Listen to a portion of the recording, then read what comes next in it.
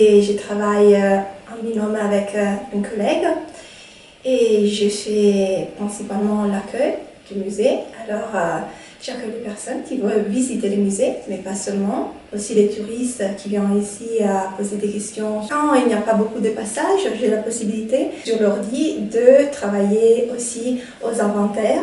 Dans ce moment, je suis en train de travailler sur l'inventaire d'un don des cartes postales. Là, c'est un travail assez long, mais très intéressant. Une fois par semaine, moi et ma collègue, on fait de la conservation et prévention sur les œuvres d'art. Et alors, on part avec un pinceau et la brosse de l'aspirateur pour dépoussiérer les œuvres. C'est un travail vraiment minutieux qui prend du temps, mais en même temps, il est vraiment intéressant parce que c'est pas seulement dépoussiérer l'œuvre, mais aussi comprendre l'état de l'œuvre. Un jour arrivent des personnes qui font la visite du musée. Quand ils sortent, ils me disent « Madame, mais vous avez la carte de la Corse ?» Peut-être, je laisse tomber. Le jour après, arrive une guide. Elle m'explique qu'il y a eu des travaux dans le musée et que le maçon qui a travaillé sur le mur a fait sortir de la brique parce qu'on devait voir encore le bâtiment comment c'était, qu'avant c'était tout de la brique. Et c'est sorti cette forme. Et les maçons étaient corses. Alors, mon lieu préféré, c'est ici. C'est la salle Art Sacré.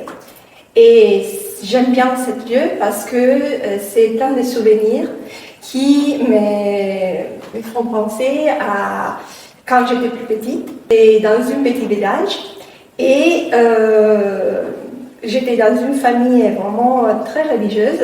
Et aussi dans le village, la religion c'était quelque chose de très important. Pour chaque période de l'année, il y avait quelque chose d'important à fêter. Noël, Pâques et surtout pour la semaine de Pâques, quand je rentre dans la salle, je trouve un objet qui me fait souvenir quelque chose d'émouvant. Pour appeler les personnes à aller à l'église, il y avait l'enfant de chœur qui sonnait la crécelle. C'est un bruit très très fort, mais c'est un bruit nécessaire pour appeler aussi les personnes qui n'étaient pas si loin. Et alors les personnes comprenaient que c'était le moment d'arriver sur la place. Je me souviens qu'il est rentré une dame âgée sur un fauteuil roulant, accompagnée de sa famille.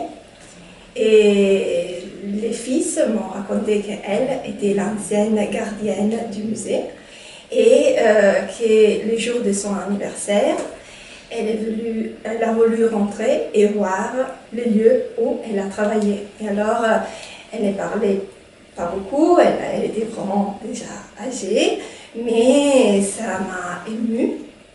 Et son fils m'a raconté qu'elle habitait juste ici devant et que c'était complètement différent, le musée, la façon de travailler d'aujourd'hui par rapport aux années, je ne sais pas, 60, 70. Et elle, quand il n'y avait pas de visiteurs, elle sortait et elle tricotait. Et alors je l'imaginais sur la pierre, le devant, à attendre le visiteur avec son pull, son gilet à faire avec les fers.